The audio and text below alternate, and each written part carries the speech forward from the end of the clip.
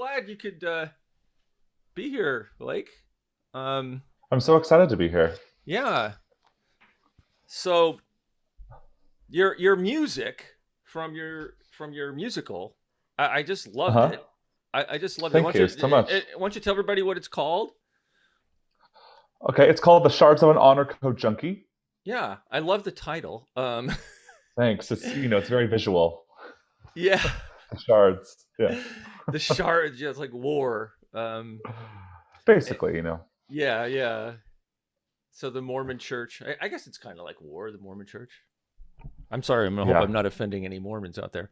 Well, I mean, if you saw the Book of Mormon musical, I mean, that's way more potentially offensive than anything I could possibly Right. say. I mean, what's interesting about Book of Mormon, the musical, is anything the Mormon characters say or do actually is 100% honest and true.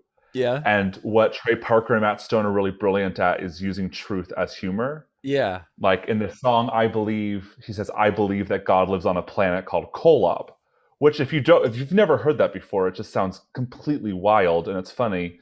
But if you're a Mormon seeing the show, you're like, I do believe that. So So that's an it's like actual that. part of there is a planet called Kolob in the Mormon religion or Yeah, Latter-day Saints. that's where God lives. Yeah, on a I didn't. planet called Kolob. Is that in the Book of Mormon or is that something they made up later? Um, We don't I know. think I don't remember. Yeah, yeah, whatever. It doesn't matter, It's does been a it? decade since I've read that book, or more, Yeah. 15 years. Well, it's all true anyway, so I mean, you gotta make sure that you. So anyway, what really struck me about your music? Well, so many things. I mean, there's one thing that I love is the woman doing the narration. Oh yeah. What is her name? Her name is Allison Fraser. Yeah. She's a theater legend here in New York. She's been nominated for a bunch of Tonys. Okay. Um, yeah, and I wrote that specifically for her because I saw her do a one-woman show called Squeamish, where she sat in a chair for 90 minutes and just like spoke very quietly and told this story. And I was like, I have to use that. I have to use that skill she has to kind of bring people in and let them talk from her hands. I So I yeah, don't know what it is about her voice, but it yeah. it draws me in and it creeped me out. I mean, Good. That's kind I of the mean, point. I don't know if you used any special like equalization or anything on her, but it was. I'm trying to think of what it reminded me of. It reminded me like the nuns in Catholic school or something, or Oh, maybe it was that's just her attitude. Oh yeah, absolutely. I Our producers told her to be very like exactly that, like very controlling. Yeah. At the same time being like a mother reading a story, but very like Yes. she's the puppet master in a little weird, creepy way. It's brilliant.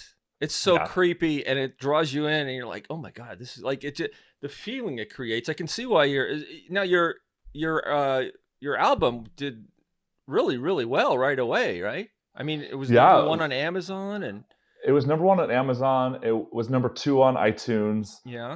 It was the number one new musical theater album on the Billboard's charts. We're never going to beat Hamilton, but it was the number one new one. So yeah, it did. I think that people really are receptive to the like universality of the story, Mhm. and I think that people haven't heard anything like it before. So I think I, it's interesting. I mean, how did how did everyone hear about it? I hadn't heard about it.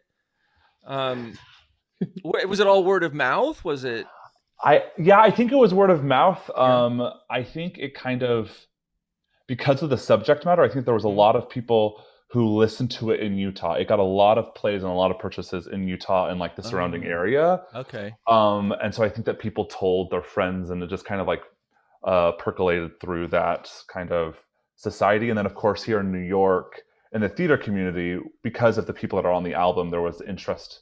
And so, yeah, I just think it was a word of mouth situation. Yes, yes, and I'll probably say this in the intro, but just in case, I want everyone to know what we're talking about. If they just like skipped ahead of where Yeah. my beginning rant, we're talking about this is Blake Allen, and he is a composer, I guess you would call yourself, right, or a musician. Yeah. He has an album called "The Shards of an Honor Code Junkie," which is a musical theater piece. Hmm. Um, And what would you say it's about? I mean, I know what it's about, but Right. let you tell everyone.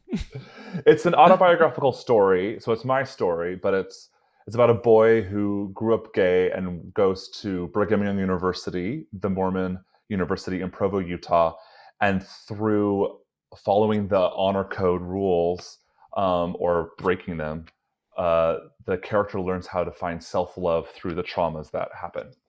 Yes, yes. It's brilliant, and Thank you.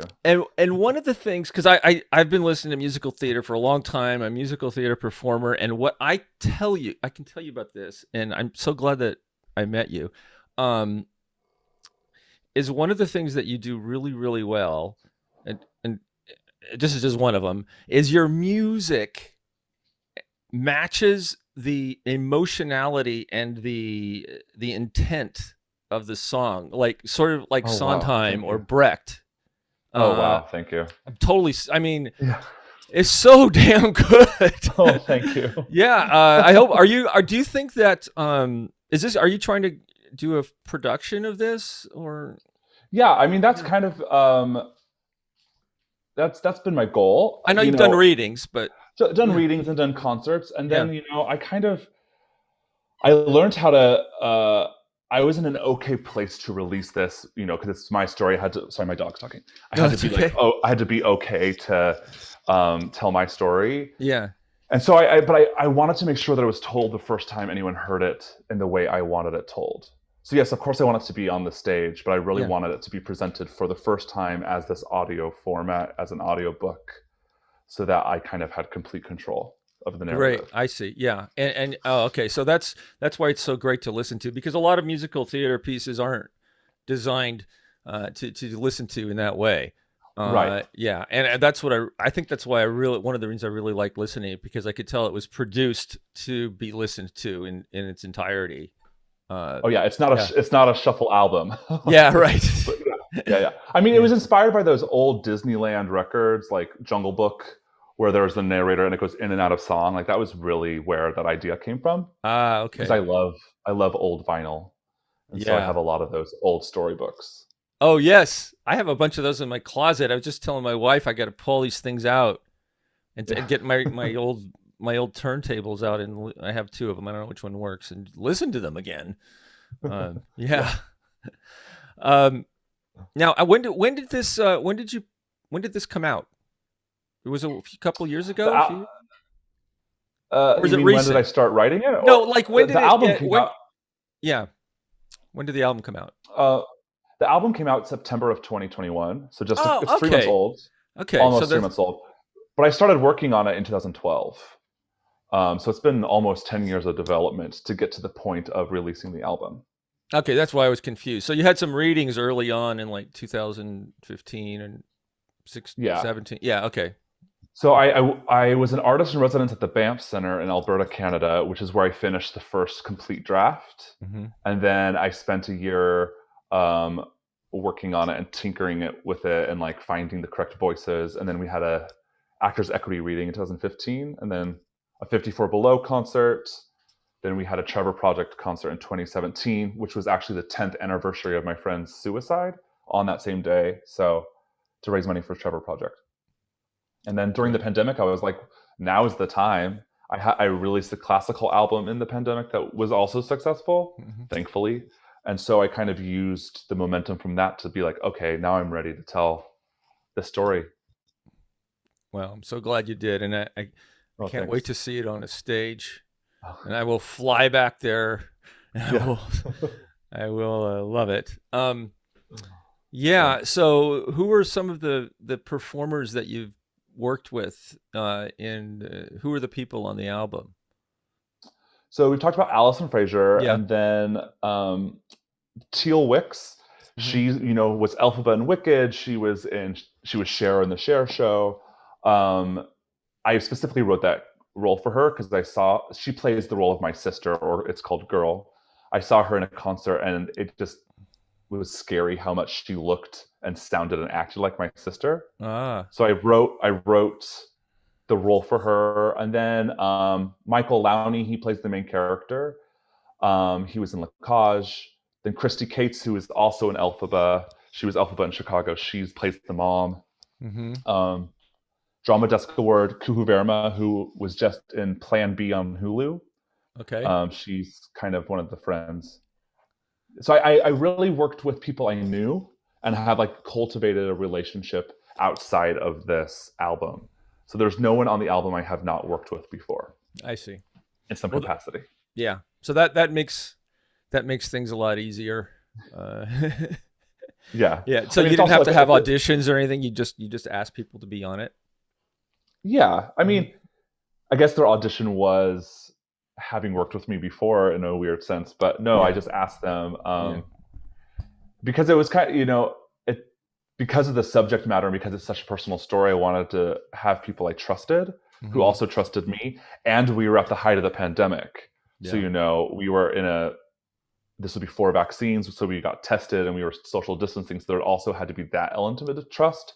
Yeah. So like J. Harrison Ghee, who right now is in Mrs. Doubtfire, he's a close friend of ours, me and my spouse's. And so it felt very nice to like be safe in the studio with someone I knew. Yes.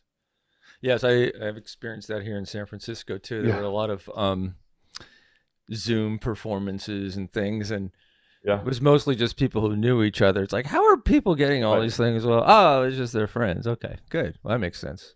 Yeah. I'm so glad that that's ending. Oh man, the whole Zoom thing. Watching musicals on Zoom. I mean, I did one of those, in April of last year. Yeah. I was approached by someone to write like a 30-minute one about someone who was trapped on a boat. So we've all done it. That's great.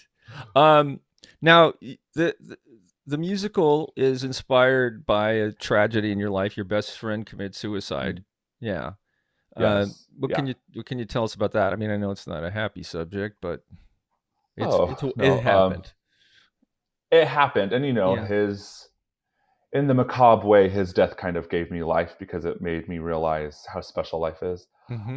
So because of being gay and going to BYU, where I wasn't allowed to be gay, I could have been kicked out just for even presenting myself as a gay person in the world. When my friend died by suicide, I didn't really confront the trauma that it had created.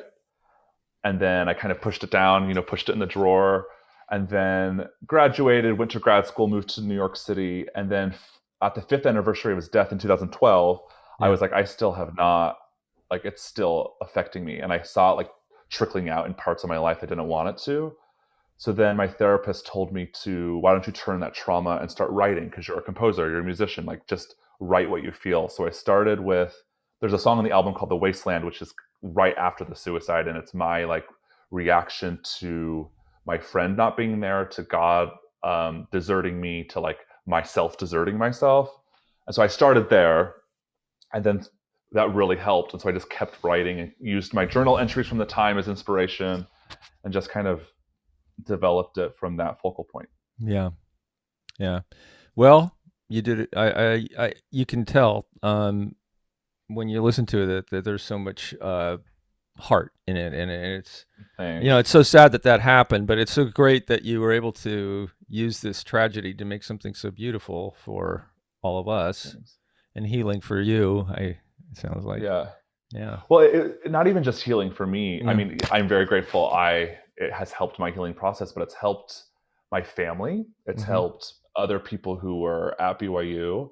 It's I get messages, I would say, several times a week from current students who are sharing their stories with me secretly, or even people who aren't Mormon who are sharing similar, they grew up Jehovah's Witness, or they grew up in an intense Catholic, and they have similar stories. So that's what I wanted from the album, is a dialogue, and to kind of bring some comfort to people so they don't have to experience the same thing I experienced. That's great. I mean, what a great service that is. Yeah, it's wonderful. So I'm also interested in, I'm here in San Francisco, and I have a lot of friends in the drag community, because I do cabaret singing, and there's a huge drag community here in the city. And I know that you're married to a pretty well-known drag performer, right? or your Yes, I'm married partner? to Marty Gold. I'm married to Marty Gold Cummings. Uh huh. They ran for city council this past cycle. Ah, Um, yeah, so they were the first non-binary candidate and first drag queen candidate in New York City's history. And they did really well. yeah. It was a steep climb. They ended up getting second Ah, on okay. election night, so that's pretty good for first time when you are a queer representative. Yes. Wow. So we're Now, very impressed. did they run as the as as the character? I mean, like, Yeah. Oh, what? Yeah, yeah. yeah. So, like, I'm not sure how to say this. Yeah, Yeah, no, because everyone has like two um, personas when you're in drag. Yeah. right. How did they run?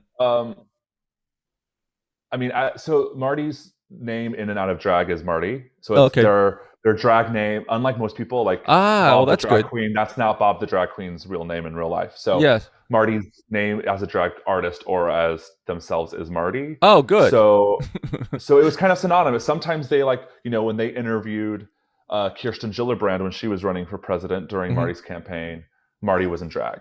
So it just kind of depended on what the event was. I see. And because that's Marty's profession, so Marty's campaign manager, I think, really wanted people to be like, not to have Marty not shy away from that. Yes. Well, that's great, and I guess that's exactly what I was wondering was the name. Yeah. So that's Yeah, very convenient, especially if you're yeah, running for public office. It's like, wait a minute, I yeah. thought that person's name was what else? Yeah. Do you know any of the drag performers out here?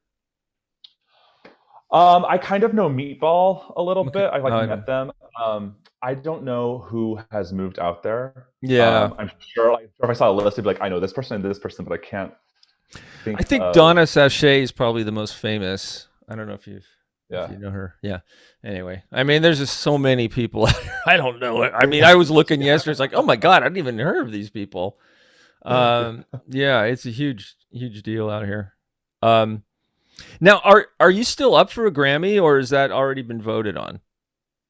Um, it has already been. I didn't get the nomination, but I Oh, got on the long list, which is, it's the first time yeah, that's happened for me. So that's a huge deal for me, yeah. and it means a lot that people even cared enough to want that to happen. Hmm. Um, but I was not nominated. Oh, okay. Well, at least you were on the list. I mean, come Oh on. my gosh, I know. Right. I'm like, I mean, the people who are nominated, it's like Burt Bacharach, Angela Weber, Les Mis. So it's like, Yeah. there's no way you're gonna be nominated against those people. Well, you never know. You never know. Right. You never know. Once in a while, someone sneaks in, gets past the politics. Yeah. Yeah. Have you seen the new West Side Story movie yet? I have not. I'm seeing it on Monday. Ah, okay. Yeah, I haven't seen I it have either. I tickets. really want to I've see it. heard. I've heard it's really, really beautiful. Yes, that's what I've heard Yeah, too. I yeah. think it's yeah. Go ahead. And there's so many people that I know that are in the film. Oh, The dancers. Like I know several of the sharks, and it's really fun to see. Just like back in the 1960s in the other film, they're using the New York Broadway community, yeah, in the great. film. Wow. I mean, I'm getting kind of nervous now because I'm actually talking to somebody who knows some like big people and you're a Oh, big star yourself. I'm kind of kidding. Well, I'm not really kidding, but anyway. Uh, yeah, I actually was in a production of West Side Story from New York here, in the Bay Area, like, gosh, 15 years ago. oh Uh, wow. yeah, yeah, I played Shrank and the guy at the dance. I forget his name. Oh yeah, The terrible, yeah, terrible, terrible detective Shrank, and who yeah, who's just awful, abusive to Maria. I mean, it's just awful. yeah. What a great show that is. Yeah. It's such a good show. Yeah. Yeah, I can't wait to see it. So, I was curious, did you see the changes that they made to the Book of Mormon? Or I did you have hear about not seen it. Yeah. No, I had heard um, just from like social media, there were specific people talking about how thrilled they were that there were changes. Like it was about time, Yeah. but I don't know what the changes were. Oh, well, I think that there's a scene where one of the African people was trying to write an email with a typewriter and they changed that to an iPad or something because it made her look Oh, really stupid. And then there was a part where there was like a white slave owner who was putting some other slaves down, and they made it so that one of the female slaves was doing it. So it looked like they had their own, power.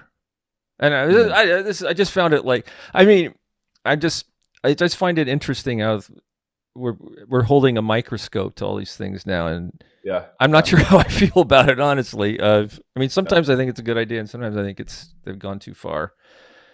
yeah. But I mean, did I you don't have did you have to do remember. that? Did you have to? I'm sorry. Go ahead. No, no, Oh, I don't. I saw Book of Mormon before it opened, so I yeah. don't really remember what was in it except It's hard to for the Mormon remember. part. I mean, it just Yeah, goes so fast. Yeah. yeah. Um, Now, when you wrote this show, "The Shards of an Honor Code Junkie," did you have to take into consideration all the things that we're more sensitive to now in terms of race and gender and those types of things? Yeah. For sure. So the director of the Trevor Project benefit in 2017, Zai Alakan, who's Hmm. amazing, he teaches at Juilliard. He was my script consultant on this, so we Hmm. really worked with like making sure. Oh, and he um, is POC, so we worked to make sure that like everything was handled appropriately because Hmm. there's rape on the album, there's suicide, Yeah. there are Jay Harrison is a performer of color and he plays the villain, so we wanted to make sure that like everything was being treated with respect through this new lens, Yes, that's great. including the Mormon Church, because like Yeah. in previous versions of this it was much more of an attack on the church, where now it's just my story and my relationship with the honor code at BYU, as opposed to saying the church is bad or the people who go to the church are bad. It's now just like really the document, the honor code at Brigham Young Uh, University is the villain. I like really th- worked to make sure that no and one what could be is the offended honor by it. code? What is the honor code? Every student, whether you're Mormon or not, you have to sign the honor code, which has 8 rules. Every semester, you have to go to an ecclesiastical leader, like your bishop or a priest or something, and you have an interview. Things like be honest. There are rules about you can't be in uh, an apartment of the opposite sex past midnight. You can't be anywhere in the apartment except for the living commons. You have to wear clothes that are modest, like clothes down to the knees. You can't drink alcohol, can't drink coffee, all that stuff. And I'm So sure that yeah, you followed all those rules to the T, I did right? not. No, and that's kind of what the album is about. Is about how by the character boy, how he breaks every rule in order to like learn how to self love. Yeah, If great. that makes sense. Yeah, But it does make sense. my favorite one, it's so weird. It's called it's the last rule: encourage others in their commitment to comply with the honor code. Oh, And geez. that means if you know someone who's breaking the honor code, if you don't turn them in, you're breaking the honor code. And so there's this weird like big brother aspect of being a student there. Like you can't even trust the people you live with. Like my one of my friends, so she's female and he's a guy and he's gay, so like whatever. And it was coming close to midnight, so and it was winter, so he left. And then it hit midnight, and then he forgot his jacket. So then my friend opened the door, and he took 3 steps in, grabbed the jacket off the couch, and left. And her roommate turned her in for breaking the honor code because she was so guilty about like, oh my gosh, I know my roommate broke the honor code. Like, what do I do? So she turned her in, and then my friend got in trouble for having a boy in her apartment at like 12:01. Oh my gosh. Yeah, Wow. That is this is at Brigham Young. yeah, Wow, that is scary. Gosh. yeah. On top of like having to get good grades and like being a musician, on top of that you're like living this kind of very intense regime style life. Now, what about people who go there who aren't Mormon? I guess I have they still have to follow they the rules. they still have to follow the rules, but I think it's a little bit easier for them because their ecclesiastical leader doesn't have to be Mormon. So like imagine being Episcopal and going to the Episcopal priest and he's like, "Are you following the rules? Cool." Like, Oh, you know, I see. like Are you a blind eye thing going on here? right. Where Yeah. like if you're a Mormon, you go to a bishop, it's going to be like, are you having Yes. sex outside of marriage? Are you having coffee? Are you having unclean thoughts? Like all Yeah. that rigid stuff. I was brought up Catholic. It sounds really similar. Mm-hmm. Yeah. Except for the turning each other in part. I don't remember Yeah. that we had that. Yeah. Well, that's a BYU thing, right? That's Oh, not, okay. and that's like where I really worked to make sure that everything was really clear on the album because that yes, BYU has the same rules as the Mormon Church, Mm-hmm. but it goes like steps further. Like I you see. don't have to turn people in the Mormon Church to be a good member of the church. Oh, that's good. Well, I'm glad to hear that. Wow. So you part of what you're doing is benefiting the Trevor Project. You said, right? What you're with. Yeah, in 2017, Mm-hmm. we had a concert that raised money for the Trevor Project. And what is the Trevor Project? Can you tell people what that is? Because I think it's a great thing. The Trevor Project is a suicide hotline for LGBTQ youth, Mm-hmm. or really anyone who is suffering from suicidal thoughts or suicidal tendencies. So, like, you don't have to be part of the LGBTQ community to call the number, but that's just like they specialize in queer youth. Yeah. And it's wonderful. They have and the reason I chose the Trevor Project back then was I didn't know it existed. My friend didn't know it existed, and like had we known, it could have been a wonderful resource for my friend. You know. Oh, So yeah. Right. Yeah. Oh, I think it seems like things are changing, and I hope they keep changing for the better for LGBTQ people. Um, you know, we'll see. yeah, I mean, I think it's two steps forward, one steps back. Like right now, Yeah. we're fighting. Even in New York, we're fighting for our trans brothers and sisters. Yeah. Um, 2020 was was it 2021? Either 2020 or 2021 was the deadliest year on record for trans people. And Uh, even in New York State, the walking while trans bill just got eradicated like last year, which meant if you were wearing clothing of an opposite sex, you could be arrested. And it was a way to like target sex workers and trans people, so the police could arrest them because you're wearing someone of the opposite sex's clothing. So that got eradicated last year. well, So thank we still have a God. long way to go. So I know, Well, thank God. in San Francisco, you don't even have to wear clothes, so that's not a problem here.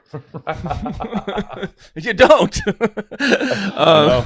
It's That's crazy. amazing. Yeah, I mean, there's guys in the Castro I know that walk around naked every weekend if it's warm enough. It's hilarious. I mean, to me, it's Yeah. hilarious. I mean, Yeah, of course. I don't know why. The other day I was over there with my wife, and we were listening to a friend of ours sing on the street. She had a permit, and she's really good friends with one of these naked guys. And he just Uh-huh. came up and started talking to my wife, like she was sitting, and his waist was like. Oh my gosh. So it was hilarious. Anyway, that's another issue. But are you working on anything right now? Anything new? Yes. Is it a secret? I mean, no, it's not a secret. I've been touring with Tina Burner. We're doing shows. She's a drag queen. But I'm working on my next album. Hopefully, it happens. Is going to be two short mini musical theater operas. One is it's like a F. Scott Fitzgerald short, and one is another short. And it's going to be called Insomnia, and it has to do with like the difficulty of sleep and like what happens when you have a lack of sleep. So it's going to be like one person and one person. So only two singers. Oh, okay. Kind of like the Yeah. last 5 years, but around insomnia. I mean, sure. They don't interact. They're just two. They're just two completely Oh, I isolated, see. like Oh, okay. 30-minute pieces. Oh, For, okay. I got you. Yeah. Yeah. For singer, string quartet, and piano. That's kind of what my idea is, and I've been working on that. Great. So I have insomnia. I did too. Quite often. So wake up every day at 4, and then my list of anxieties are running through my head. oh, see, I got the same damn thing. Yeah. I wake up at Yeah. I go through like one sleep cycle, and then I wake up, and then I have to Mm-hmm. half the time I have to get up for like an hour, and then I go. Oh, And yeah. then it sucks. Yeah. I was talking to people about like, why do lots of people wake up between 3 and 4:30 every day? It's like a very Yeah. common thing Yeah. with our anxieties, and apparently it has to do with our evolution. Mhm. The back when we were hunters and gatherers, that's when the wolves would strike, and so Oh. we evolved to wake up at that time to protect our family. Oh, that makes sense. Huh. So it's just something that's been sticking around. Wow. Thank you, wolves. Yeah, right. Yeah. So, I bet we know some of the same people. I don't want to start name dropping. Well, maybe I will. Oh, yeah. Do you know Sutton Foster? Not personally, I know of her. I do. I know her personally. Oh, I worked with her once. I was the photographer, and she was working this big benefit out here for a company that I work with. And I'm good friends with James Monroe Iglehart. And I know somebody you might know. Do you know Michael Balderrama? No. no. Oh, there's so many people in New York. Forget it. I won't do this. I mean, doing this is like the stupidest thing I ever. I forget it's New York. Like in San Francisco, people actually know each other. Right. Like, But in New York, there's like thousands of performers. Like, what am I doing? do you know Leslie Margarita? Do you know Rebecca Luker? It makes no sense. Yeah, that's the last time I'll do that. Yeah. I mean, I know of those names. I just don't know them personally. Yeah. Or maybe I've met them at a gala, but like we're not friends. Yeah. Yeah. So what's it like being married to a drag performer? Is there because I'll tell you for me, like I've been in a couple of shows with drag performers, and like they're on stage with their persona, and then when they're tired, they get backstage, and it's so hilarious to see a guy in a dress like letting his voice drop, sitting like a man, man spreading. Yeah. Just the most. I just find it like so much fun, and I don't know. It must be like so much fun. I don't know. It just seems like fun. Yeah, I mean, I feel like drag is just so much part of my life because I'm married to Marty and the touring with Tina. Yeah. But with Marty, their persona, I would say that Marty's exactly the same whether they're in drag or not. Oh, but okay. Drag is just a little heightened. Like they go into performer mode. Oh, okay. Okay. So I know a couple people like that. Yeah. So in Marty's home, Marty doesn't like to be in drag outside of the gig. They'll get ready at home or get ready at the gig, and then we'll take it off when the gig's over. Mm-hmm.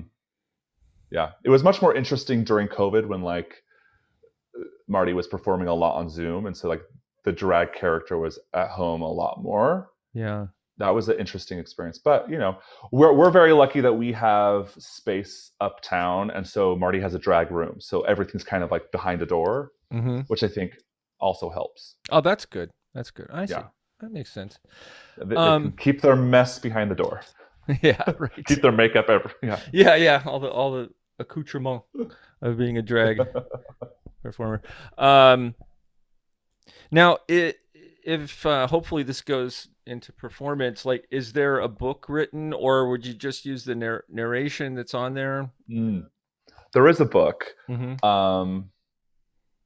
And let me just say, book, for those who don't know, book means like the script, the talking part of a musical. Yeah. Right. So this is definitely a book musical. It has been edited down for the storybook format. Like I really wanted it to be like an LP, just with one turnover. But there's really not much missing. Just a lot of like action, like dialogue that would have to happen to understand the action, because Allison Fraser really is acting like stage manager a little bit. Yeah. Okay. Like this happened, like, a white feather floats down from the sky. That would just be an action thing, right? But there is a book. There's a lot more dialogue between Boy and the friend who commits suicide. There's a lot more of that. And then there's a lot more to do with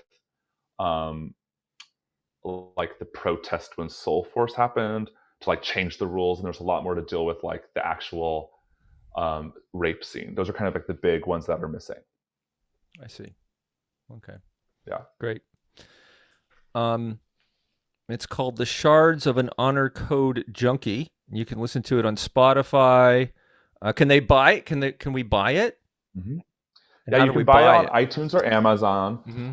But also, if you go to my website, blakeallen.org, you can actually buy physical copies, Ah, and I mail them. And we also have like cassettes that are like a USB cassette. So like if you don't have a, a car that has a CD player, yeah. you can also like get a cassette with a USB.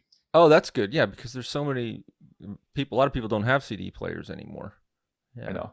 yeah. It's true. I have an external one because I needed one because the computer I Oh, I built didn't know. have one. I know. Yeah. Now you're working with a performer from RuPaul's drag queen show. Yeah, RuPaul's Drag Race, Drag season Race. 13. Yeah. Yeah, Tina Burner. So Okay. she's a New York legend. She's my height. I'm 6'6". She's about 6'5". She's has wider. She's like a linebacker in drag. That's kind of her joke.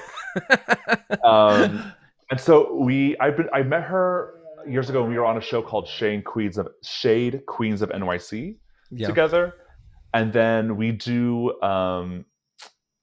turn cult classic films into cabarets. Like we are currently doing How the Bitch Stole Christmas, which is based upon the Grinch, and but we have a show called Maybe This Time, which is her life story with Broadway songs, and we're touring the world with that right now. Oh, great. And where are you going to be next? And where are you coming up? We are going to be, we're having a little tiny break for the holidays, and then we're Mm-hmm. going to be in Canada, so Edmonton, Vancouver. Mm-hmm. That's where we're going to next in January, and then we're going to Orlando and Tampa, Palm Springs.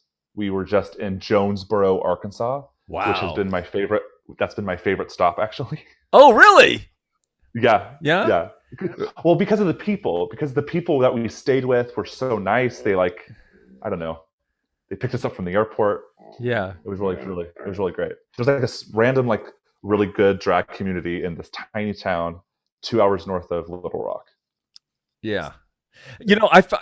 When I used to have to go to Utah, I Mm-hmm. found similar thing. Like if I went, I was younger, so I would go to bars and stuff.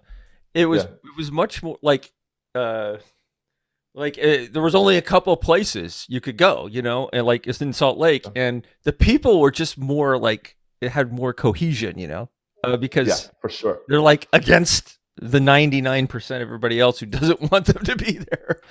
Right. It was a lot of fun whenever I had a blast every time I would go to Utah, Yeah. or Salt Lake With City.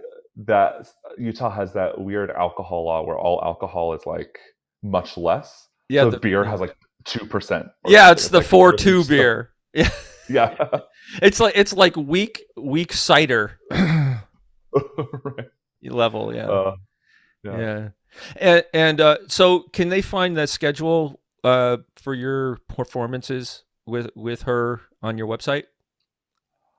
Well, oh, I should not on my website, but Oh, it's usually on Instagram. So oh, if you go okay, to the Tina Burner, okay, TheTinaBurner, or mine, which is Blake Allen Presents, okay, BlakeAllen Presents okay. or On Presents. Instagram. Yeah, Okay, that's we post where we're gonna be. okay. I'm just writing this. I'm going to put it in the notes so everyone can see Great, it. that's Yeah, nice. yeah. Great.